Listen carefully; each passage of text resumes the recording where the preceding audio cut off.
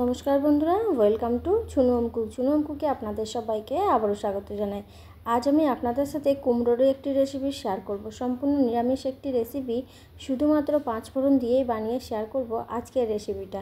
তাই শেষ পর্যন্ত দেখার অনুরোধ রইল, আর অবশ্যই একবার আমার মতো করে বানিয়ে খেয়ে দেখবেন।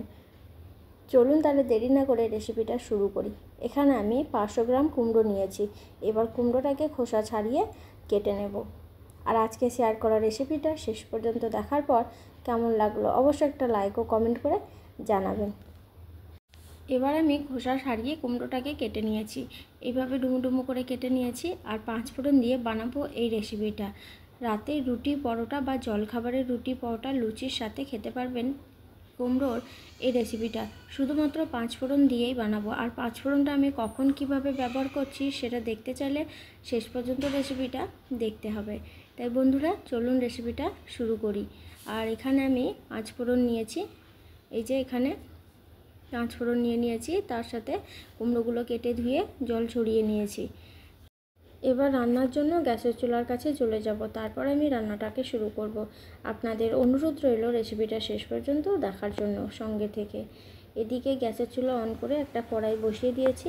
কড়াইয়ের মধ্যে দিয়ে দিচ্ছি শুকনো লঙ্কা আর 5 ফোড়ন। এখানে 1 চামচ 5 ফোড়ন নিয়েছি, তার সাথে আছে একটা শুকনো লঙ্কা আমি 2 টুকরো করে নিয়েছি। এবার শুকনো খোলাতে ভেজে নেব।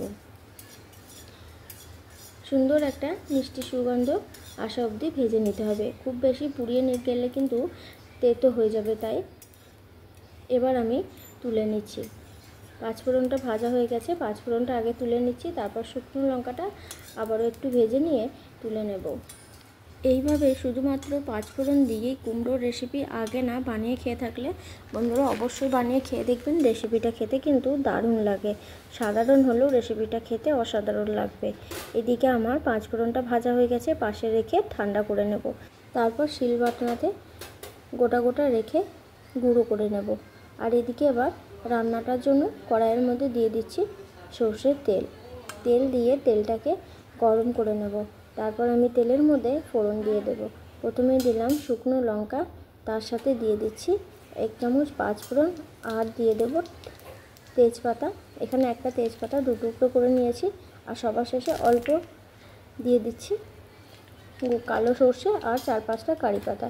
কারি পাতা যদি না থাকে একদম অপশনাল, দিলে কিন্তু ভালো লাগবে খেতে তরকারিটা। এবার আমি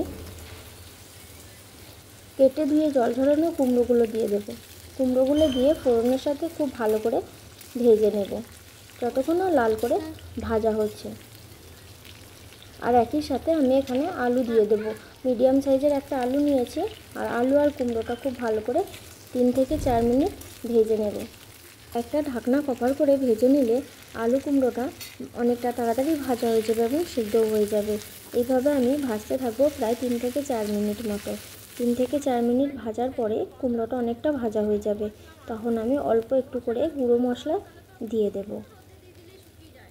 লো টু মিডিয়াম ফ্লেমে কুমড়োগুলোকে ভালো করে ভেজে নিয়েছি। আলু কুমড়ো একসাথে ভাজার পরে আমি দিয়ে দিচ্ছি গুঁড়ো মশলা।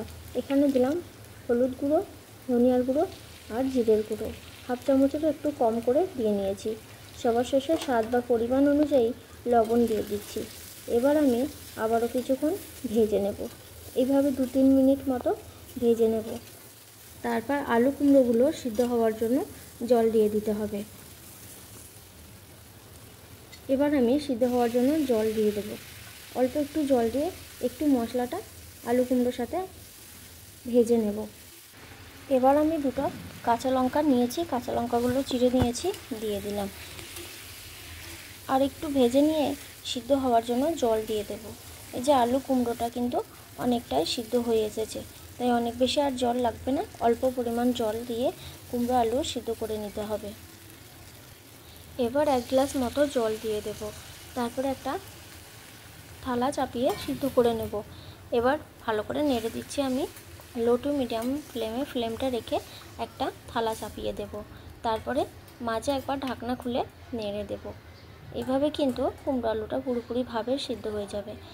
আমি একবার ঢাকনাটা খুলে আবারও নেড়ে দিচ্ছি।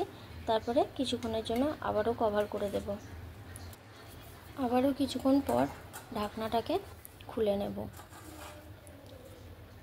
এবার দেখে নেব কুমড়ো আলু কতটা সিদ্ধ হতে বাকি আছে। এবার কিন্তু আলু কুমড়োগুলো অনেকটা সিদ্ধ হয়ে গেছে। এইভাবে আবারও কিছুক্ষণ নেড়ে নিচ্ছি। তারপর আমি কুমড়ো আলুটা একটু কেটে দেব, যাতে তরকারিটা মাখো মাখো ভাব হয়, দেখতে ভালো লাগে। সবার শেষে অল্প একটু চিনি দিয়ে দেব। হালকা মিষ্টি ভাব হলে কুমড়ো আলুর রেসিপি খেতে ভালো লাগে। রুটি, পরোটা বা লুচির সাথে খাবার যে কোনো তরকারি অল্প মিষ্টি ভাব হলে খেতে বেশ ভালো লাগে। তাই একটু চিনি দিয়ে দিলাম। চিনি দিয়ে ভালো করে আবারও নেড়ে নেব। সবার শেষে ভেজে রাখা পাঁচফোড়নটা আমি গুঁড়িয়ে নিয়েছি শিলবাটনাতে, একটু গোটা গোটা ভাব রেখে এবার দিয়ে দেব। তারপর ভালো করে মিশিয়ে নিয়ে গ্যাসের ফ্লেমটাকে বন্ধ করে দেব।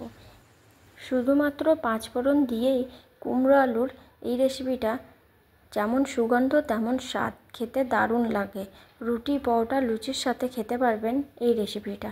ছোট বড় সবাই ভীষণ পছন্দ করবে।